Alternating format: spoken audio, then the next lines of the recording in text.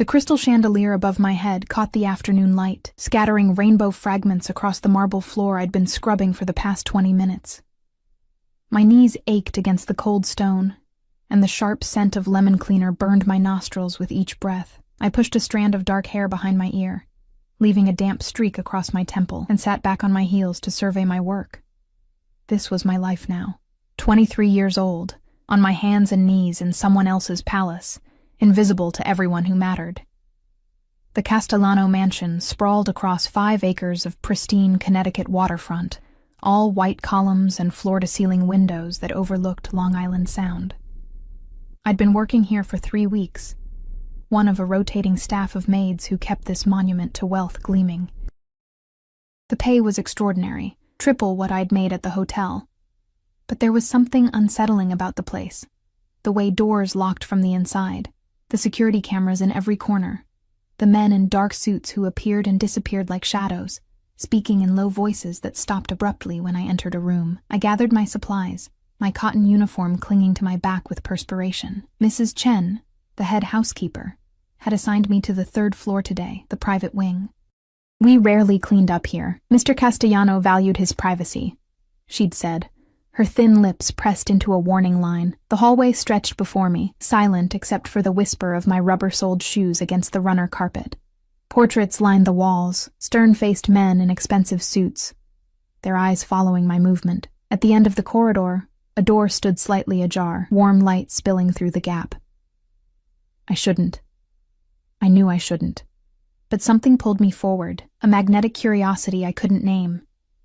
My fingertips touched the heavy wood, and the door swung open with a hushed whisper. The study took my breath away. Dark mahogany panels climbed the walls, lined with leather-bound books that smelled of aged paper and tobacco. A massive desk dominated the center, its surface cluttered with papers, a crystal decanter of amber liquid, and an open laptop casting a blue glow. But it wasn't the opulence that froze me in place. It was the photograph. Silver-framed, positioned on the corner of the desk where someone would see it every day. My hand flew to my mouth, a strangled sound escaping my throat. My mother's face stared back at me. Not a recent photo. This was from years ago, maybe 25 years. She looked impossibly young, her dark hair falling in waves around her shoulders, her smile radiant and unguarded in a way I'd never seen. She wore an emerald dress I didn't recognize, and her hand rested on the arm of a chair, a delicate gold bracelet catching the light. The same bracelet now locked in my jewelry box at home, the only thing of value she'd left me when she died 6 months ago. My heart hammered against my ribs. The room spun slightly, and I gripped the edge of the desk to steady myself.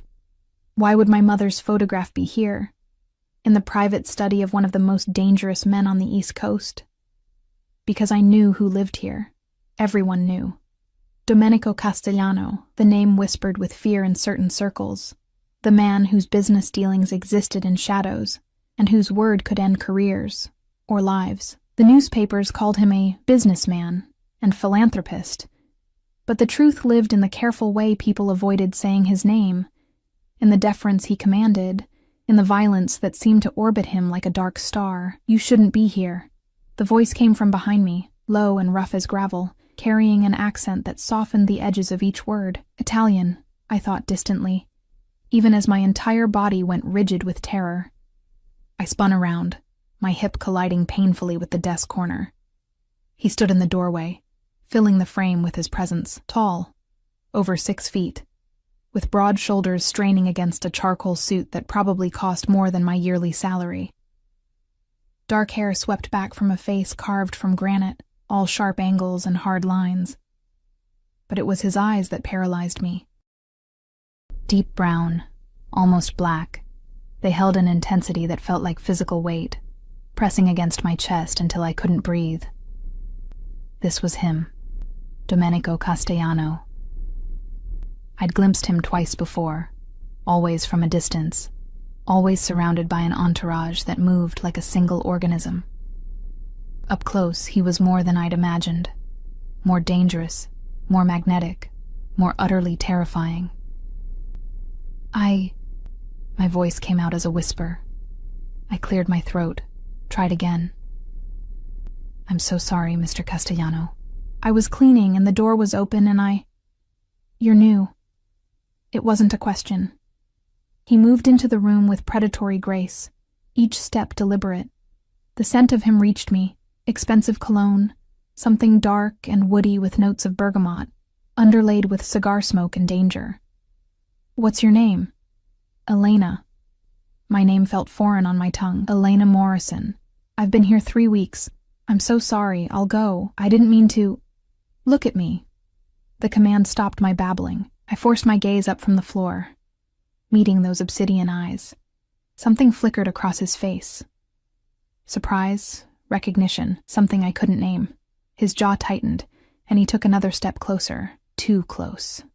I could feel the heat radiating from his body, could see the faint scar running through his left eyebrow, could count the specks of gold in his dark irises.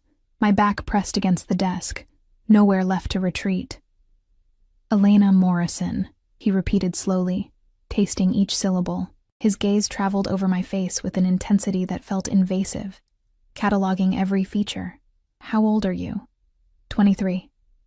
The answer came automatically, even as my mind screamed that I should run, should leave, should never have entered this room. Sir, I really should. Your mother. His eyes flicked to the photograph behind me, then back to my face. What was her name? The question knocked the air from my lungs. How did he know? How could he possibly know? Why do you? I couldn't form complete thoughts. My fingers found the edge of the desk, gripping so hard my knuckles went white. Her name was Catherine Morrison. She died 6 months ago. Something dangerous crossed his expression. Pain, maybe, or rage. Emotions too raw and complex to untangle. He reached past me and I flinched, but he only picked up the photograph, his thumb tracing the silver frame with surprising gentleness. Caterina, he murmured, using the Italian version of her name. She never told you about me. It wasn't a question, but I shook my head anyway. My mother had been fiercely private about her past, deflecting questions with vague answers and sad smiles.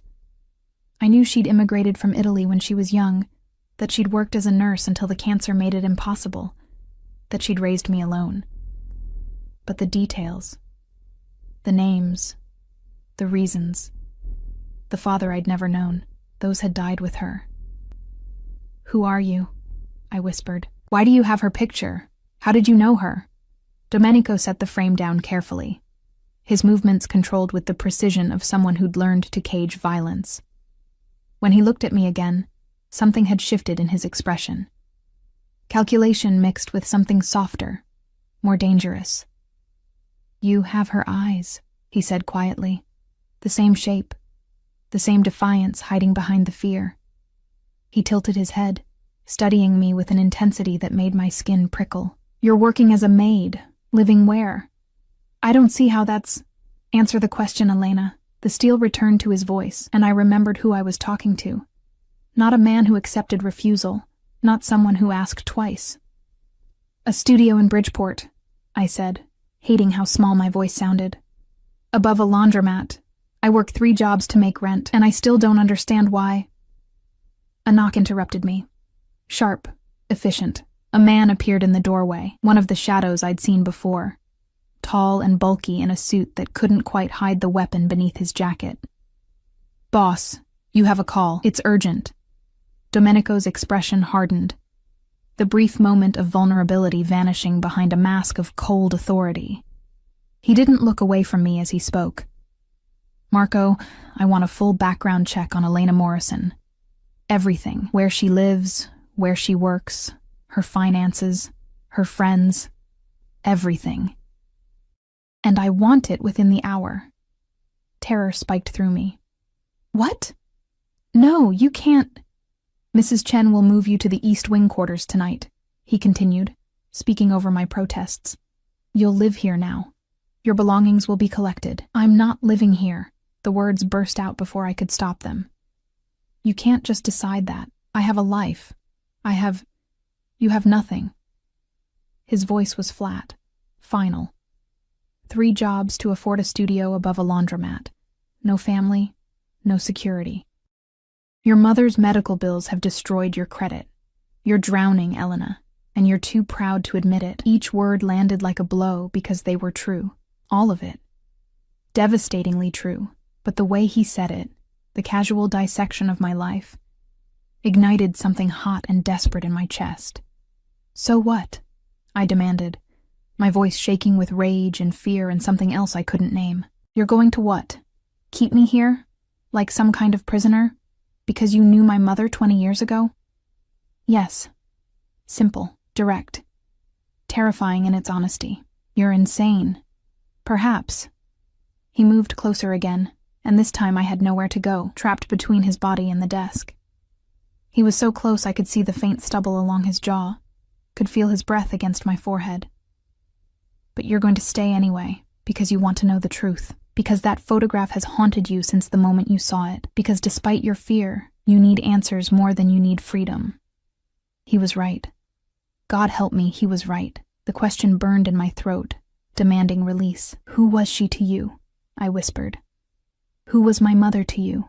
Domenico's hand rose slowly, giving me time to pull away. I didn't. Couldn't. His fingers touched my chin, tilting my face up to the light. His expression was unreadable, ancient grief mixing with something possessive and fierce. She was mine, he said softly, each word wrapped in ownership and old pain. 24 years ago, Katerina was mine, and if what I suspect is true.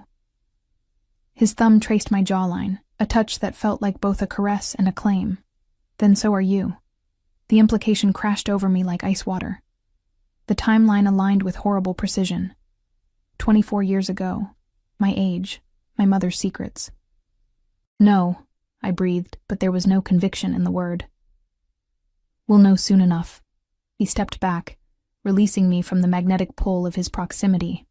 Marco will show you to your room. You'll stay there until I send for you. Don't try to leave, Elena. The gates are coded, the guards have your description, and running will only make this harder. You can't do this. But even as I said it, I knew he could. He was Domenico Castellano, a man who existed above laws and consequences. This is kidnapping. It's illegal. I could call the police. And tell them what? His smile was cold, empty of humor. That your employer has offered you luxury accommodations, that he's concerned for your safety, that he's taken an interest in the daughter of an old friend? He adjusted his cuffs, dismissing me with the gesture. No one will believe you. And even if they did, no one would help you. Not against me. The truth of it settled in my stomach like lead. He was right. I was nothing, a maid, poor, alone. Who would challenge a man like him for someone like me? Marco appeared at my elbow, his grip firm but not painful on my arm. This way, miss. I let him guide me from the room, my legs moving automatically while my mind spun in desperate circles. At the doorway, I looked back. Domenico stood at his desk, the photograph of my mother in his hands, his expression raw with an emotion I couldn't name. In that moment, he didn't look like a monster or a criminal kingpin. He looked like a man who'd lost something precious and just found a ghost wearing her face. The door closed between us with a soft click, and I wondered if I'd just made the biggest mistake of my life by walking into that study, or if my mother had made it 24 years ago, when she'd fallen in love with the devil himself. The room they gave me was a gilded cage. Floor-to-ceiling windows overlook the sound, the water dark and restless under the evening sky.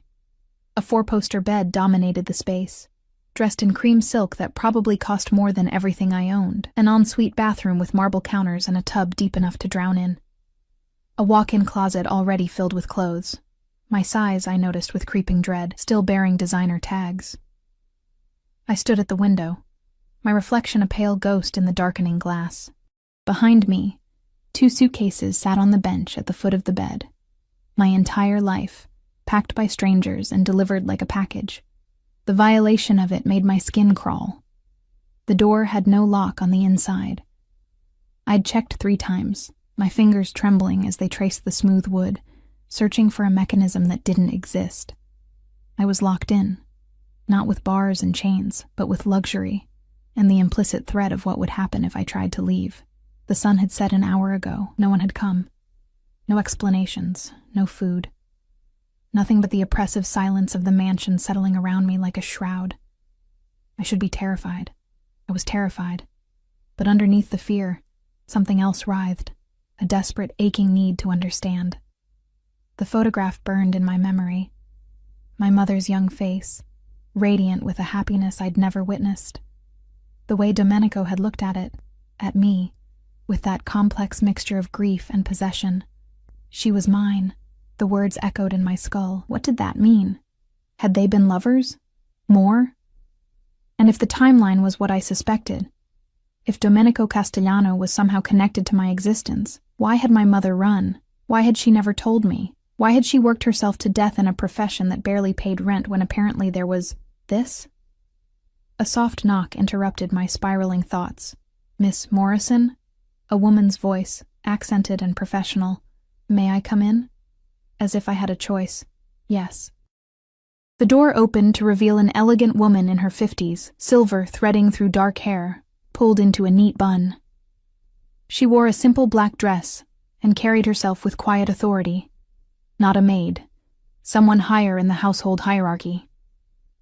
"I'm Lucia," she said, her smile gentle but cautious, as if approaching a skittish animal. "I manage Mr. Castellano's household. I wanted to check if you needed anything." "Dinner, perhaps?"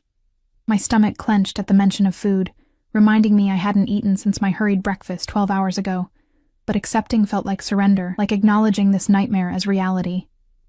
"I need to leave," I said instead, my voice steadier than I felt. "This is wrong. He can't keep me here." Lucia's expression softened with something that might have been sympathy. She closed the door behind her and moved further into the room, her movements unhurried, non-threatening. "I know this must be frightening," she said carefully, "but Mr. Castellano isn't—" "He means you no harm, Miss Morrison. He's holding me prisoner. He's protecting you." She held up a hand when I opened my mouth to protest. "I know how it seems, but I've worked for Domenico for 20 years. I knew your mother, Elena. I knew Caterina." The air left my lungs in a rush. "You knew her?" Lucia nodded, settling gracefully into the chair by the window, an invitation for me to sit on the bed. I remained standing, too wired to relax, but leaned against the bedpost for support. "She worked here," Lucia said softly, 25 years ago, when this was just Domenico's father's house. Caterina was young, beautiful, full of life. She came from Sicily, barely spoke English.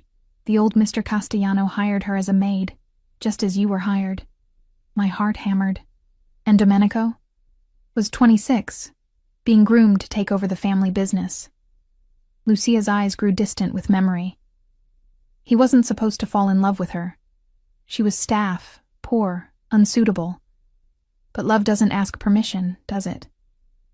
They were together? I needed to hear it confirmed, needed the pieces to align. For 6 months. Secret, passionate, dangerous. The old man would have killed them both if he'd known. Lucia's voice dropped. Not metaphorically, Elena. Actually killed them. The Castellano family doesn't tolerate disobedience, especially not from the heir. There are rules, traditions. Marrying outside the organization, especially someone like Caterina. It was unthinkable. I sank onto the bed, my legs suddenly unable to support me. What happened? She disappeared. Lucia's hands twisted in her lap. One day she was here, and the next she was gone. No note, no goodbye. Domenico went insane looking for her. He tore apart the city, called in every favor, threatened everyone who might know something. But she'd vanished completely, like smoke. She ran. The words tasted bitter. She ran from him. We thought so. But maybe... Lucia looked at me meaningfully. Maybe she was running to something. Protecting something. The implication was clear. Protecting me. Protecting a pregnancy that would have gotten them both killed. "He doesn't know," I whispered. "Does he?" "He suspects. But he doesn't know for certain. Not until the DNA results come back." My head snapped up. "DNA results? The glass you drank from in his study. Marco collected it." Lucia's expression was apologetic but firm. "By tomorrow morning, Domenico will have confirmation one way or another. But Elena, I've seen the way he looked at you. He already knows. A father recognizes his own blood." The room spun. I pressed my palms against the silk bedspread, focusing on the texture, the coolness, anything to anchor me to reality. This couldn't be happening. My father was supposed to be a mistake, a one-night stand, someone my mother had never wanted to discuss. Not this. Not a mafia boss who could buy and sell lives, who commanded fear with a glance, who just locked me in a mansion like a princess in a fairy tale gone horribly wrong. I need to see him, I said suddenly. I need to talk to him, now. He's in a meeting. I don't care. I stood, surprised by the strength in my voice. He brought me here. He's keeping me here. The least he can do is face me. Lucia studied me for a long moment, and I saw approval flicker across her features. You have her fire, she said quietly. Katerina never backed down either, even when she should have. It's probably what made him fall in love with her. She rose gracefully. I'll see what I can do. But Elena, when you see him, be careful. He's not a man accustomed to being challenged.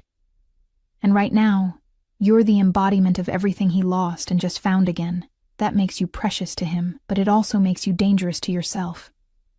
She left, the door closing with a soft click that might as well have been a prison cell slamming shut. I paced the room like a caged animal, adrenaline and fear warring in my veins. 20 minutes passed. 30. I was beginning to think Lucia had dismissed my demand when the door opened again. Not Lucia. Marco. The guard, or bodyguard, or whatever he was, who'd escorted me earlier. Up close, he was younger than I'd thought, maybe early 30s, with a scar bisecting his left cheek and eyes that had seen too much violence. Boss will see you, he said curtly. Follow me. The mansion at night was different from the bright, sterile space I'd cleaned during the day. Shadows pooled in corners, and the recessed lighting cast everything in amber and gold. We moved through corridors I didn't recognize, past rooms whose doors stood closed and mysterious, down a staircase that descended into what must have been the lower level. Music drifted up to meet us. Classical, something Italian and operatic that spoke of tragedy and lost love. Marco stopped before a heavy door, knocked once, and pushed it open without waiting for a response. The room beyond stole my breath. A private wine cellar, but transformed into something intimate and almost sacred. Brick archways curved overhead, and wooden racks lined the walls, bottles organized with meticulous precision. A small seating area occupied the center. Leather chairs arranged around a low table where a chess game sat abandoned mid-play. Domenico stood with his back to us, staring at a painting mounted on the far wall. He'd removed his suit jacket, rolled his shirt sleeves to his elbows, revealing forearms corded with muscle and marked with scars. A glass of red wine dangled from his fingers, and the operatic music swelled from speakers hidden in the walls. "Leave us," he said without turning.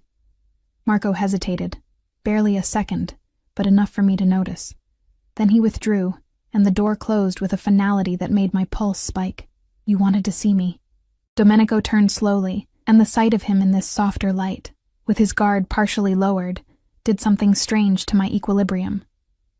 He looked tired, older than his 50 years, haunted by ghosts I was only beginning to understand. Or did Lucia misinterpret your demand? "You can't keep me here," I forced the words out before fear could silence me. "I'm not a possession. I'm not something you can just claim because of what you think might be true. What I know is true." He set his wine glass down with careful precision. "The results won't change what I already understand. You're Katerina's daughter, and you're mine." "I'm not yours." The words burst out, too loud in the intimate space. "You're a stranger, a criminal, someone my mother ran from. Why would I want anything to do with you? Because I'm your father." The words hung between us, simple and devastating. Hearing him say it out loud with such certainty, such ownership, made it real in a way the implications hadn't. My knees weakened, and I grabbed the back of a chair for support. "You don't know that," I whispered, but there was no conviction in it. "Don't I?" He moved closer, each step measured. "You're 23. Katerina disappeared 24 years ago. 6 months after we started our affair. She was pregnant when she left. I see it now in every decision she made. Running. Hiding. Protecting you from me, from this life. His jaw clenched. She thought she was saving you. Instead, she condemned you both to poverty, to struggle, to her working herself to death because she was too proud or too frightened to tell me the truth. Maybe she had good reason to be frightened. I shot back. Look at this place. Look at what you are. You're not some legitimate businessman, Mr. Castellano. You're... Say it. His voice was soft, dangerous. Say what I am, Elena. A monster. The word came out barely above a whisper, but it landed like a gunshot. A criminal. Someone who hurts people. Someone who threatens and controls and destroys. My mother was right to run from you, and I should run too. I expected rage, violence. The monster I'd accused him of being. Instead, something broke in his expression. A crack in the armor that revealed raw, bleeding pain underneath. You're right, he said quietly, and the admission shocked me more than anger would have. I am all those things. I've built an empire on fear and blood. I've done things that would make you sick. I've hurt people, Elena, destroyed families, ended lives. He took another step closer, and I couldn't move, couldn't breathe. But I would have loved her, Katerina.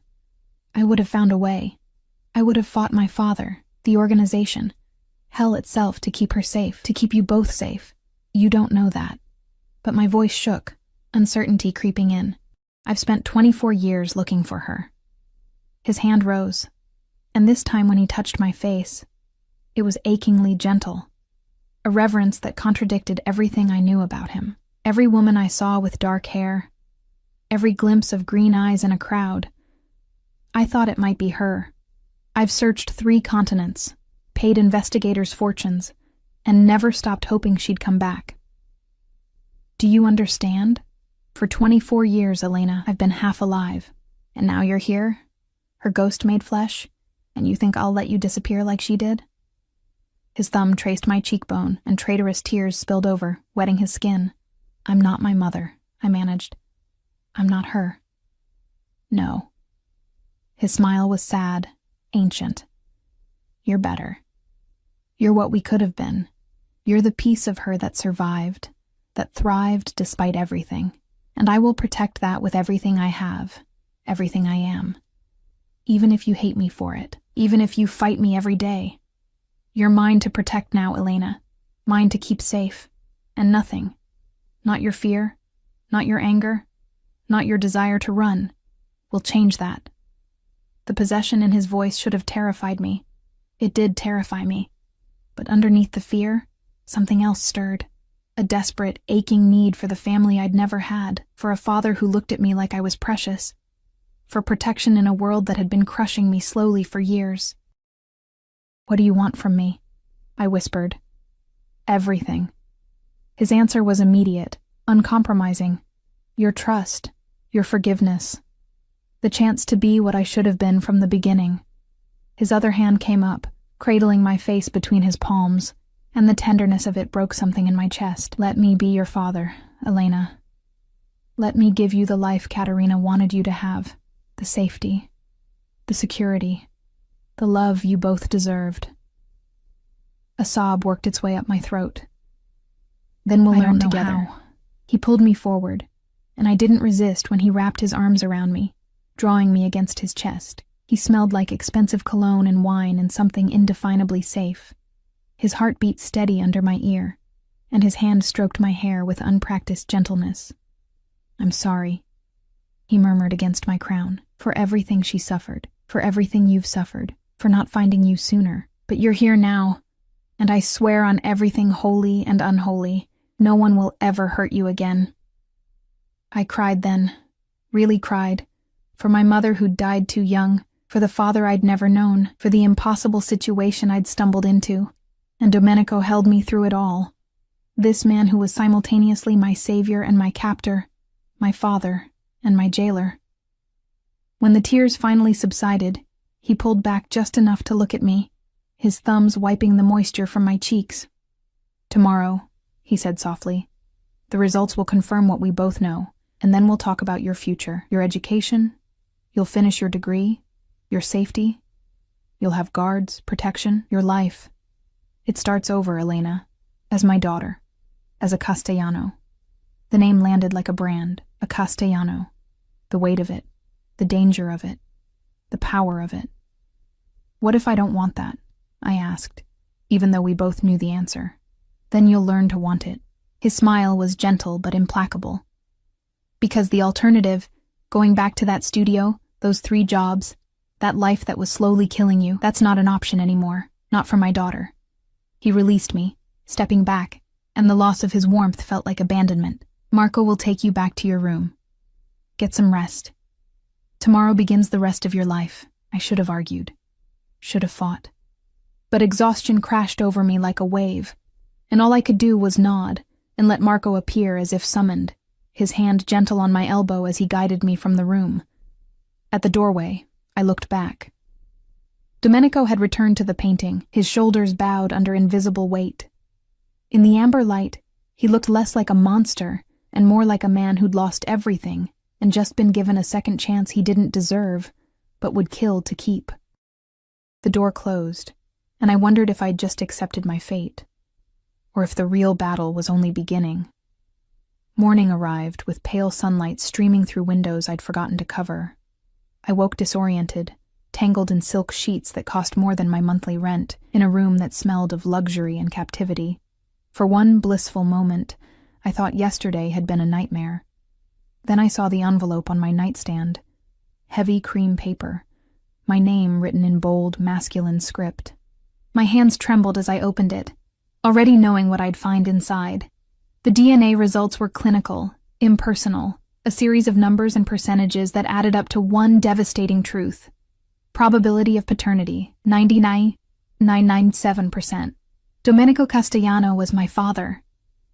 I sat there for what might have been minutes or hours, staring at the paper until the numbers blurred.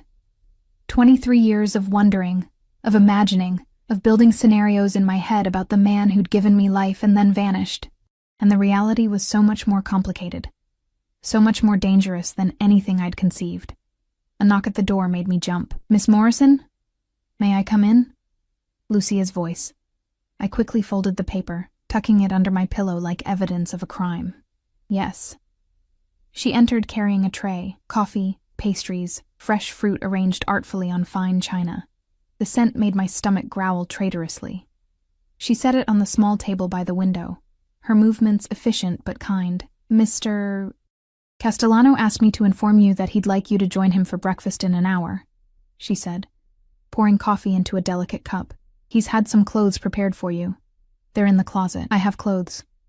I gestured to my suitcases, still unpacked on the floor. Lucia's smile was patient. "He'd prefer if you wore something from the selection he's provided. It would please him." The unspoken message was clear. This wasn't a request. I was expected to play the part, to dress up like a doll in the wardrobe my father, God, I still couldn't wrap my mind around that word, had chosen for me. "Fine," I muttered, hating how easily I surrendered. But what choice did I have?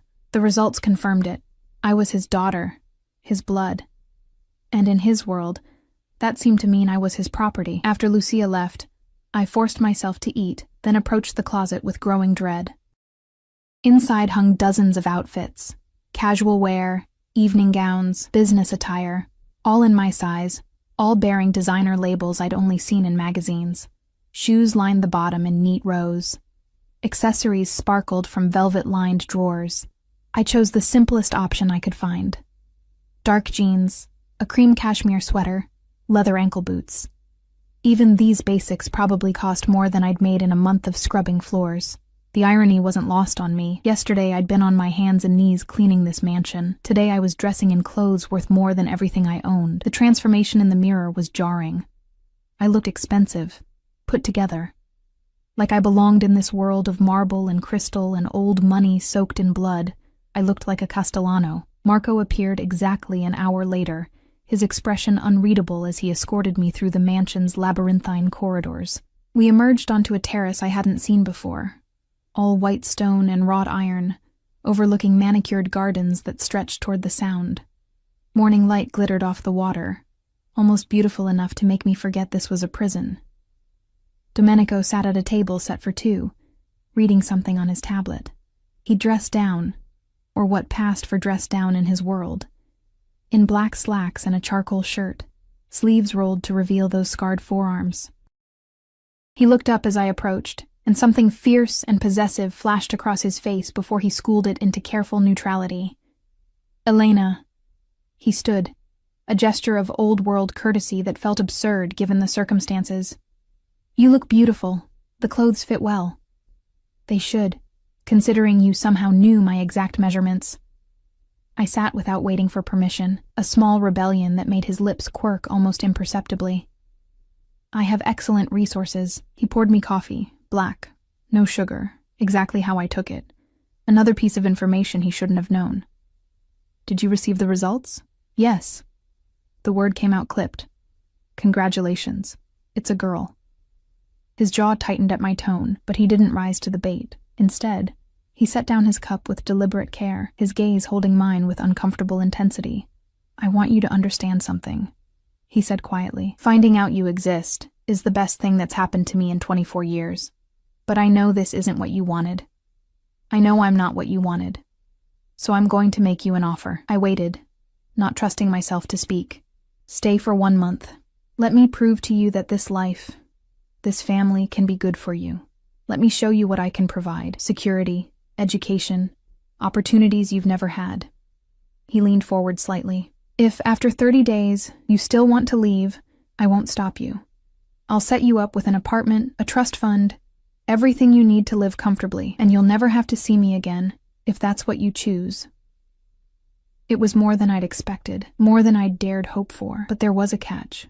There was always a catch. "And if I say no, if I want to leave now," his expression hardened almost imperceptibly, "then I'll be forced to use other methods to ensure your safety. Methods you won't like. Threats?" I laughed bitterly. So much for this being my choice. "It is your choice." His voice was steel wrapped in velvet. "But understand, Elena, there are people out there who would use you against me if they knew you existed. Rivals who would hurt you to hurt me, enemies who would see my daughter as the perfect leverage. Letting you walk out of here unprotected, unprepared, would be signing your death warrant. So yes, if you refuse to stay willingly, I'll keep you here by force, not to control you, but to keep you alive." The worst part was, I believed him. I'd heard enough whispers about the Castellano family, read enough between the lines in news articles to know that this world operated by different rules. Rules written in blood and enforced with violence. 1 month, I said finally, hating myself for agreeing, but seeing no other viable option. "But I want some conditions." Interest flickered in his dark eyes. "Such as?" "I want to go back to school. You mentioned finishing my degree. I want to enroll for the spring semester. Literature and creative writing. Done. I'll have my people contact whatever university you choose. And I want honest answers about my mother, about why she ran, about what you really do." I leaned forward, matching his intensity. "If I'm supposed to be part of this family, I need to understand what that means. All of it. Not pretty lies or sanitized versions." Something like respect crossed his features. "That's dangerous knowledge, Elena. I'm already in danger just by being here. You said so yourself, so I might as well understand why." He studied me for a long moment, then nodded slowly. "Fair enough, but not all at once. Some truths are better digested gradually." He picked up a small bell beside his plate and rang it once.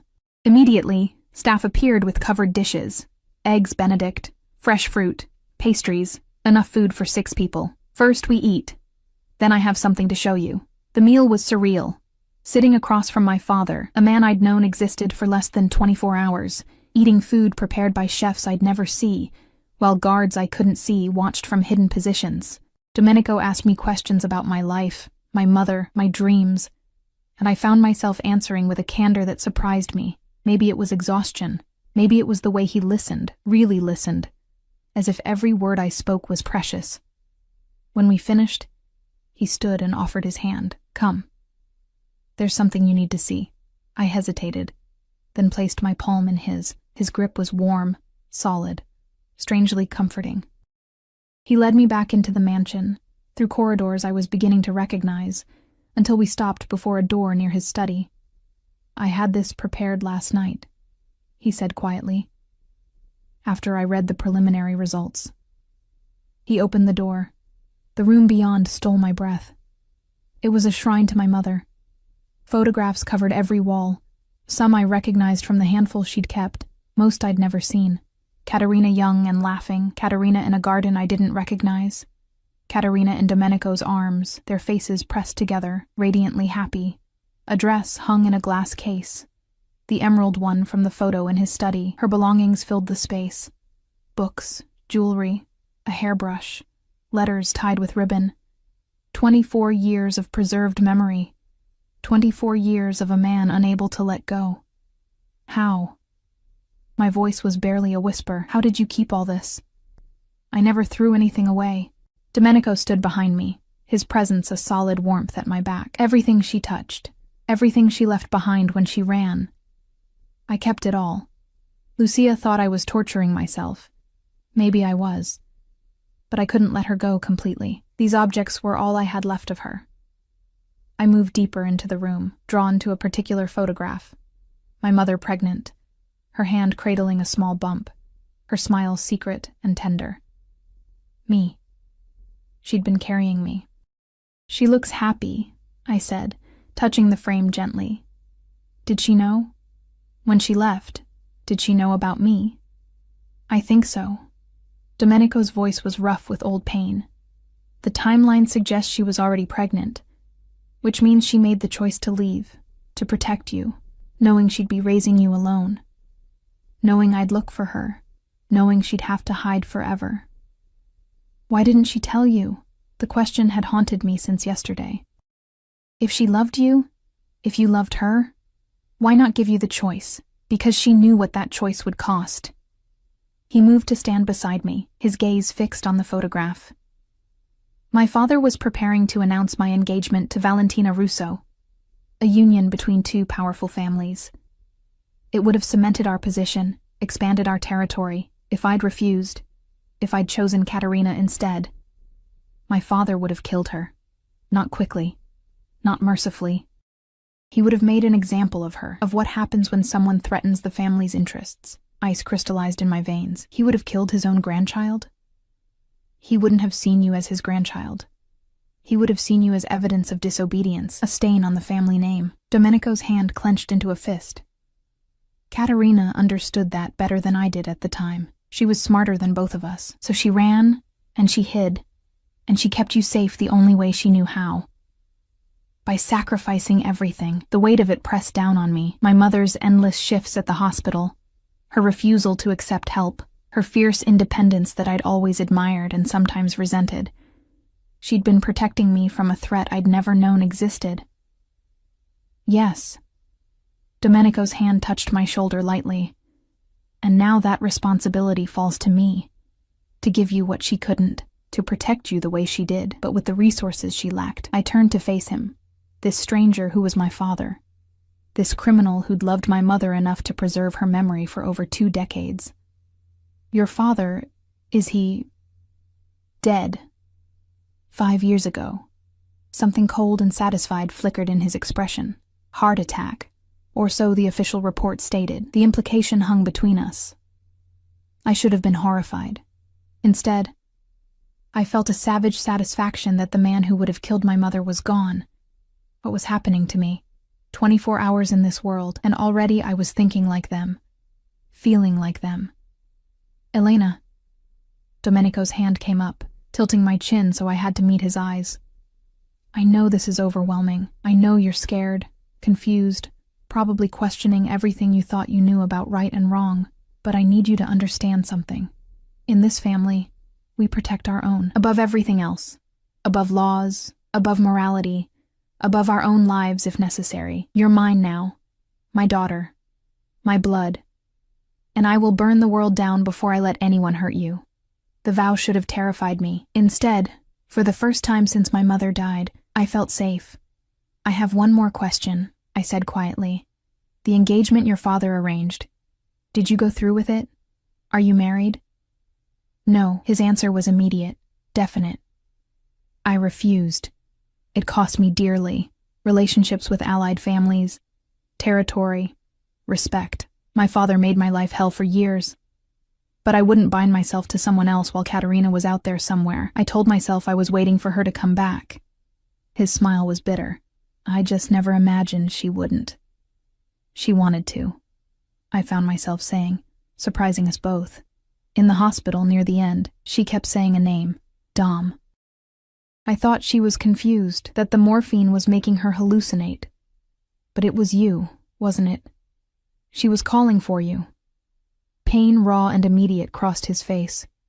His hand dropped from my chin, and he turned away, his shoulders rigid with tension. She died thinking I'd abandoned her. I continued softly.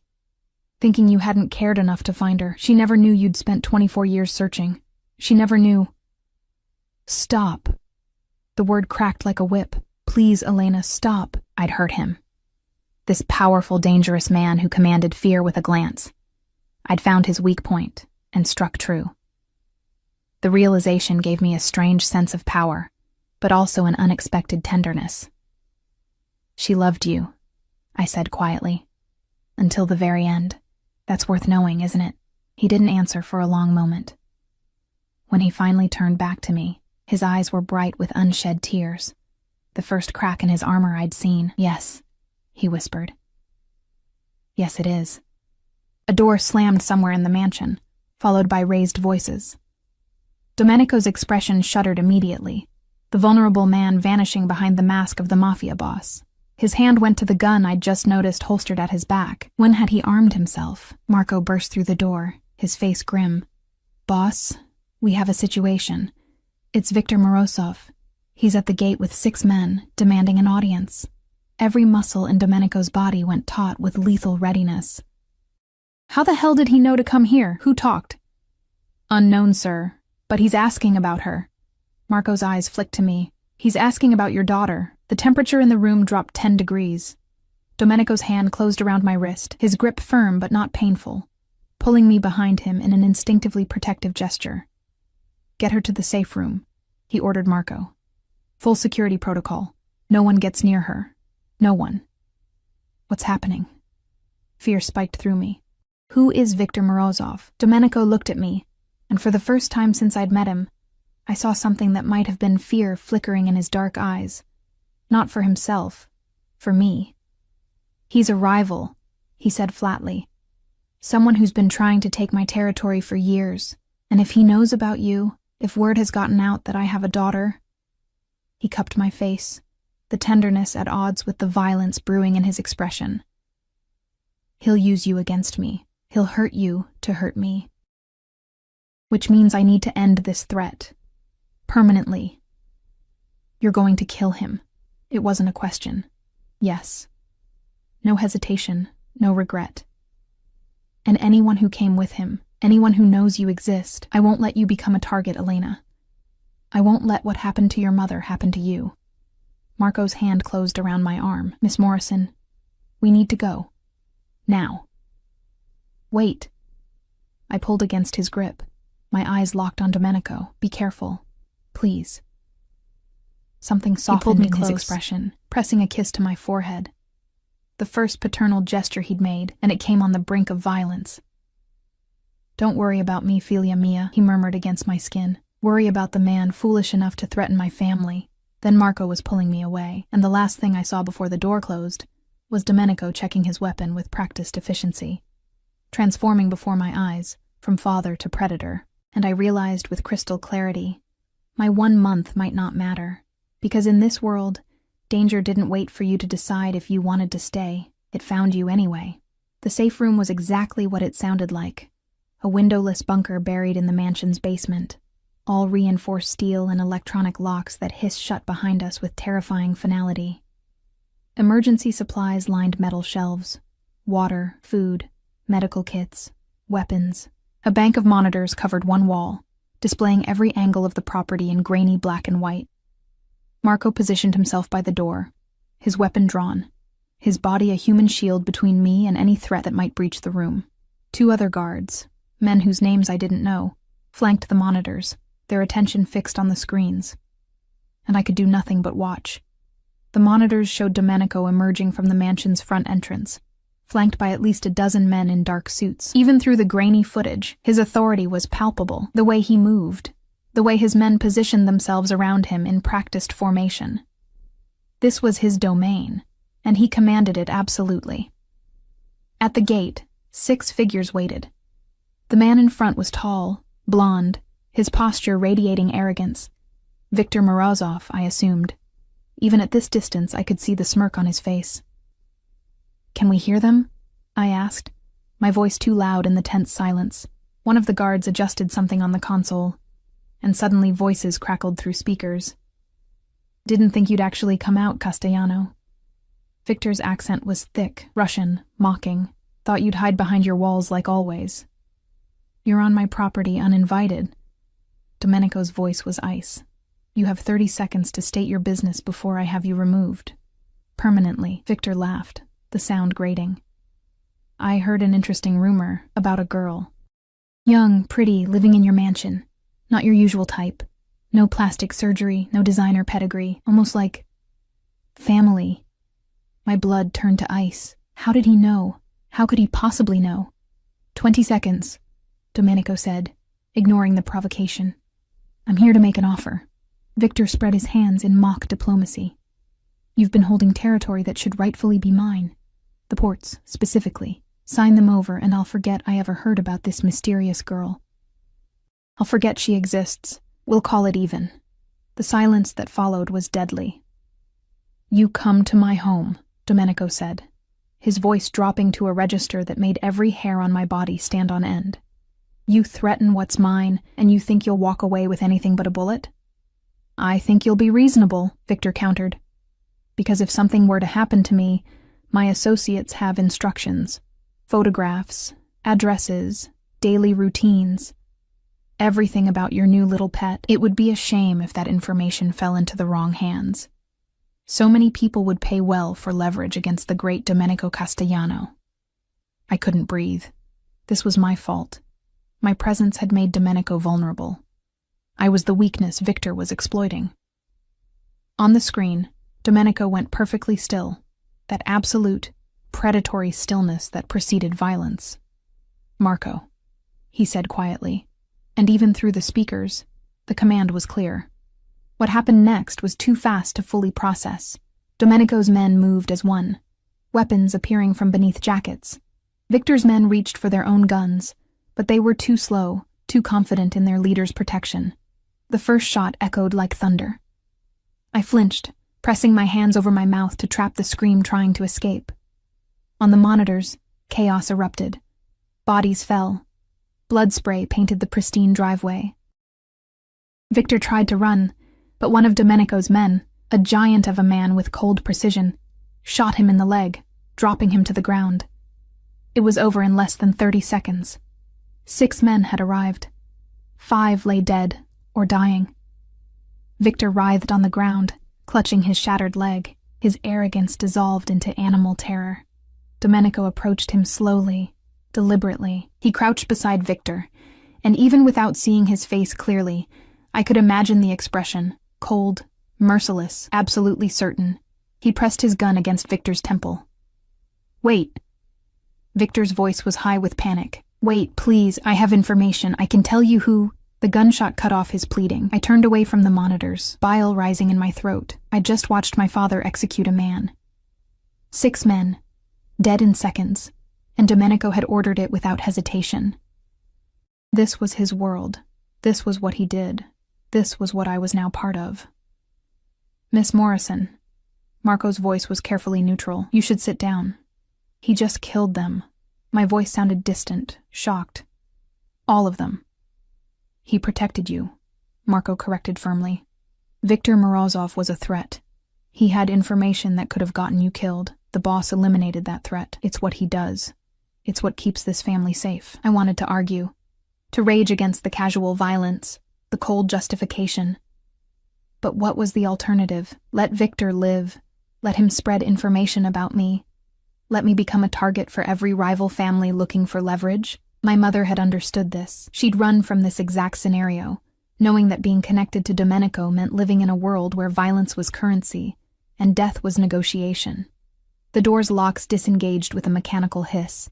I spun around as Domenico entered, and the sight of him stopped my breath. Blood spattered his shirt and face. Not his own, I realized with queasy relief. His expression was hard, closed. The vulnerable father from earlier completely submerged beneath the killer who'd just eliminated 6 men. His eyes found mine immediately, scanning me with clinical efficiency. "Are you hurt?" I shook my head, not trusting my voice. "Good." He turned to Marco. "Clean up the mess. Dispose of the bodies where they won't be found. Check every phone, every device. I want to know who leaked information about Elena and how far it spread. And double the security. No one enters these grounds without my personal authorization." "Yes, sir." Marco and the other guards filed out efficiently, leaving us alone in the steel-reinforced room. The silence stretched between us, heavy with things unsaid. "You're afraid of me now." Domenico's voice was flat, accepting. He made no move to approach, maintaining distance like I was a wild animal that might bolt. "Shouldn't I be?" The words came out sharper than intended. "You just killed 6 people. Just executed them like it was nothing." It wasn't nothing. He moved slowly to one of the chairs, sitting heavily, suddenly looking every one of his 50 years. "Every life I take weighs on me, Elena. But their lives weighed less than yours. That's the calculation.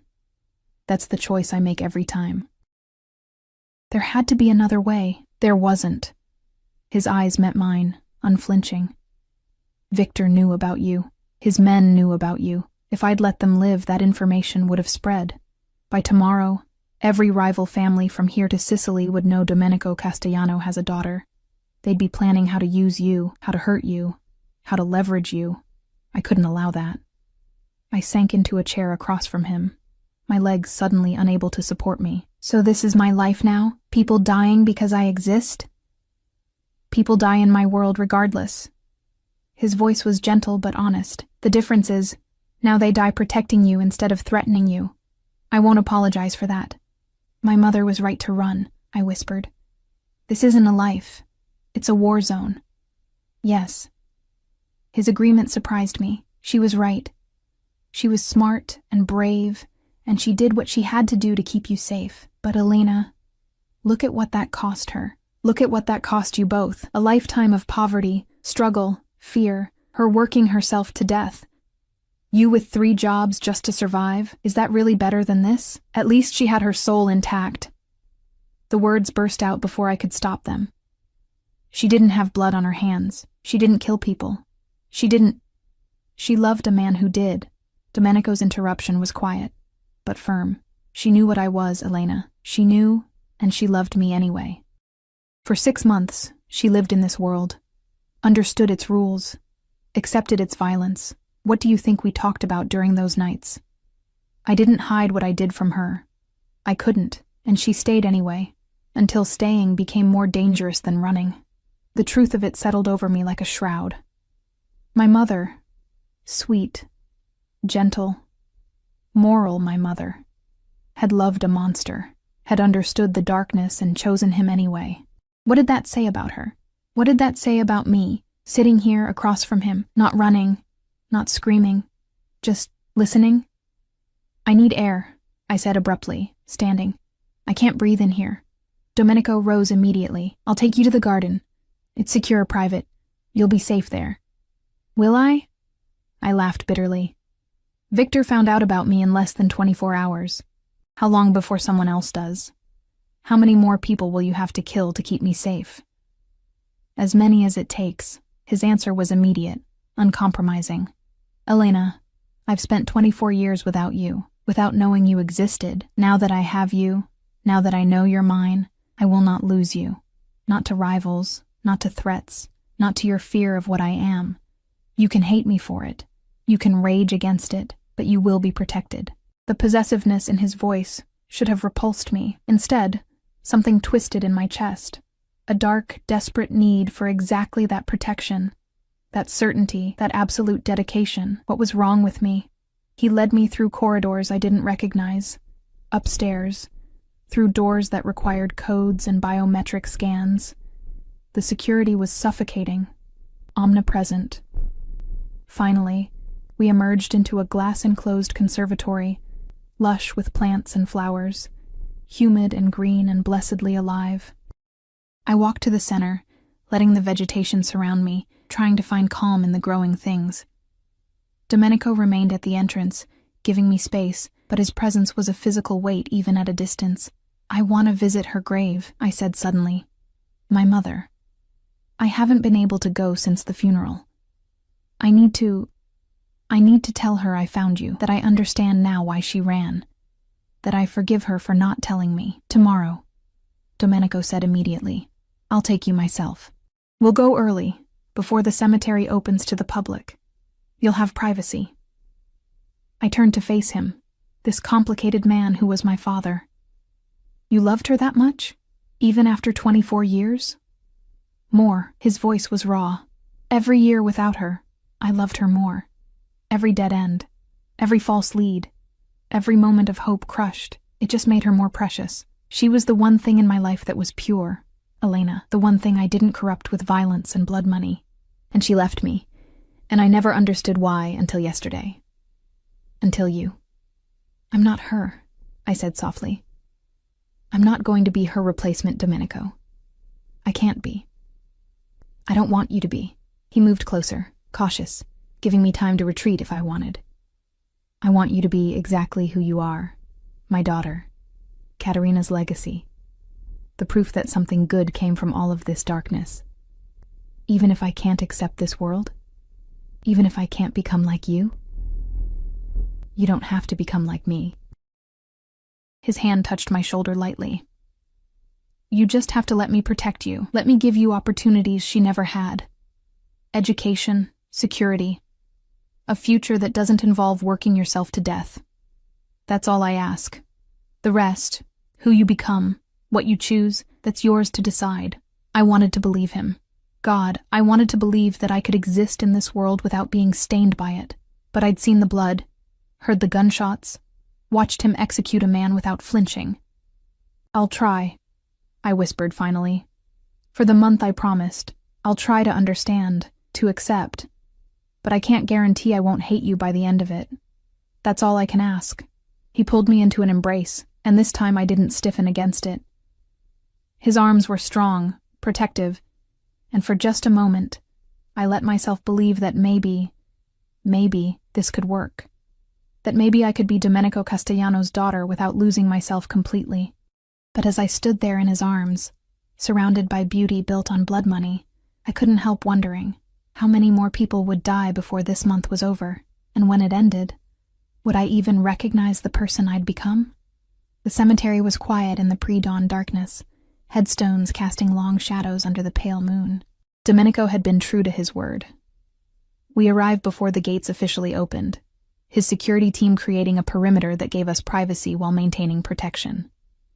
My mother's grave was simple. I'd only been able to afford a modest marker, her name and dates carved into granite that already showed signs of weathering. Fresh flowers appeared weekly. I'd assumed they were from the funeral home's package deal. Now I wondered if Domenico had been leaving them, honoring a woman he'd lost decades ago. I knelt on the damp grass, my fingers tracing her name, Catherine Morrison. She'd anglicized it, buried her Italian heritage along with her past. Another sacrifice for my safety. "Hi, Mama," I whispered. "I found him. Or he found me, I guess. You were right to run. About everything. But I wish you'd told me. I wish I'd known." Domenico stood several feet away, his hands in his coat pockets, his expression unreadable. He'd been silent during the drive, respecting my grief, my need for space. Now he watched me with an intensity that felt like prayer. "He's here," I continued, my voice breaking. "My father. He's complicated, dangerous. Exactly what you were protecting me from. But Mama, he loved you. He never stopped. 24 years, and he still keeps your picture on his desk. He still has your dress, your books, everything. He never let you go." A sob worked its way up my throat. "I'm so angry at you for dying, for leaving me alone, for never telling me the truth, but I understand now. I understand why you made the choices you did. And the words stuck, but I forced them out. I forgive you. For all of it. Strong hands touched my shoulders. Domenico, kneeling beside me on the wet grass, his expensive suit forgotten. His presence was solid, grounding, and when he pulled me against his chest, I let the grief pour out. For my mother, for lost time, for the impossible situation we'd all been trapped in. I'm sorry, amore mio, Domenico whispered. And it took me a moment to realize he wasn't speaking to me. He was speaking to her. I'm sorry I couldn't protect you. Sorry you had to run. Sorry you died alone, thinking I'd forgotten you. But I swear on everything holy, I'll protect our daughter. I'll give her everything you wanted for her. She'll never struggle, never fear, never want for anything. This I promise you. His voice cracked on the last words, and I realized he was crying. Silent tears tracking down his face. His grief as raw as mine. We stayed like that as the sun rose. Two broken people united by love for the woman resting beneath the earth. When we finally stood, something had shifted between us, an understanding. Fragile, but real. Thank you, I said quietly. For bringing me here, for everything you said to her. I meant every word. He cupped my face gently, his thumbs wiping away my tears. You're all I have left of her, Elena. The best parts of both of us. I won't fail you the way I failed her. The drive back was quiet, but companionable.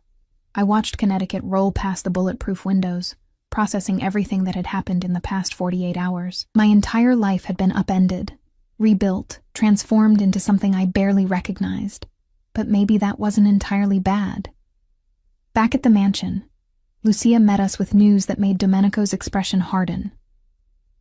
The leak was internal, she said quietly, her eyes apologetic. One of the newer guards. Victor had been paying him for months for information. Marco is handling it. Handling it meant execution. I understood that now. The guard had betrayed the family, endangered me, and the price for that was death. No trials, no second chances. Just swift, brutal justice. I should have been horrified. Instead, I felt only a cold satisfaction that the threat had been eliminated. What was I becoming? Over the following weeks, a routine established itself. Mornings with Domenico, breakfast on the terrace, discussions about my future, stories about my mother. He was patient, never pushing too hard, letting me set the pace. Afternoons I spent in the library, devouring books, or with Lucia learning about the household, the family history, the intricate web of alliances and enmities that defined this world. Evenings were for education of a different kind. Domenico introduced me to his legitimate businesses, real estate, restaurants, import companies, the surface layer that funded the empire. He never explicitly discussed the illegal operations, but I learned to read between lines, to understand what wasn't said. I also learned to shoot. You need to be able to protect yourself, Domenico had insisted, leading me to the mansion's private range. I'll always have people watching you, but you should know how to defend yourself if needed. The weight of the gun in my hand felt wrong and right simultaneously. The instructor, a woman named Sophia with patient eyes and steady hands, taught me stance, aim, breath control. By the end of the week, I could hit center mass consistently. My mother would have been horrified. I tried not to think about that too much. The month mark approached with startling speed. True to his word, Domenico never mentioned my deadline, never pressured me about staying. But I felt it hovering between us, the unspoken question. What would I choose? 3 days before the deadline, everything changed. I was in the library when Marco appeared, his expression grim. Miss Morrison, we have a situation. There's someone at the gate claiming to know you. Says his name is David. David. My heart stopped. David Chen, my ex-boyfriend from college. We'd dated for 8 months before my mother got sick, and I dropped out to care for her. He'd been angry when I'd ended things, unable to understand why I wouldn't let him help, why I'd pushed him away. I hadn't spoken to him in over a year. How did he find me? I asked, already knowing the answer would be bad. Unknown. But Miss Morrison, He's not alone. There are 3 other men with him, and they're armed. Ice flooded my veins. It's a trap. Yes. Marco's hand went to his weapon. The boss is already mobilizing, but he wanted me to bring you to him first. I found Domenico in his study, surrounded by monitors showing the gate's camera feeds. David stood there, looking nervous and out of place, flanked by 3 hard-looking men who were definitely not his friends. They threatened him, Domenico said without preamble, probably his family too. Forced him to lure you out, or lead them to you. The Bratva, Russian mob. Victor's people, seeking revenge. They'll kill him. I stared at David's familiar face, guilt churning in my stomach. Because of me. Yes. Domenico's voice was flat. Unless we eliminate the threat first. There has to be another way. There isn't. He turned to me, his expression hard but not unkind. This is what I told you, Elena. People die in my world. People you know. People you care about. They become collateral damage because of who you are, who I am. This is the price. I looked back at the screen. David was terrified. I could see it in the tight set of his shoulders, the way his eyes darted around. He'd been a good person once, kind, gentle, everything Domenico wasn't, and now he was going to die because he'd once been connected to me. Let me talk to him, I said suddenly. Let me go out there. Absolutely not. Domenico's refusal was immediate. It's obviously a trap. I know it's a trap, I faced him, my decision crystallizing with sudden clarity. But I can use that. They want me, right? To use against you. So let them think they have a chance. Let them get close enough that your men can take them out without hurting David. You're asking me to use you as bait. His voice was deadly quiet. To risk my daughter to save your ex-boyfriend. I'm asking you to let me save an innocent person. I moved closer, urgency thrumming through my veins. You have, 20 armed men here? Snipers, security, every advantage? You can protect me, but only if I give you the opportunity. No. He turned away, jaw clenched. I won't risk you, not for anyone. Then you've already failed. The words stopped him cold. You promised me I could be who I am. That I wouldn't have to become like you. But if I let David die without trying to save him, then I'm already corrupted. I'm already the person this world creates. Is that what you want? The silence stretched between us, taut with tension.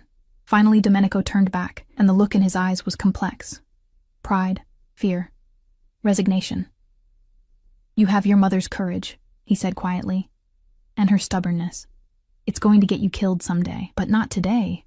I tried to sound confident. Not with you protecting me. He studied me for a long moment, then spoke into his radio with clipped efficiency. All teams, we're running the honey trap protocol. The package is going to make contact.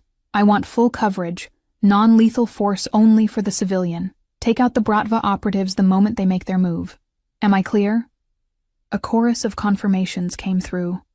Domenico turned to me, his hands gripping my shoulders. You wear a vest. You stay in the open where my snipers can see you. The moment anything goes wrong, you drop and let my people handle it. Understood?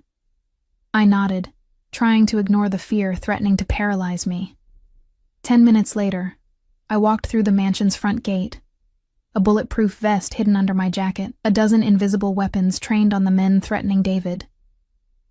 Elena. David's relief was palpable and heartbreaking.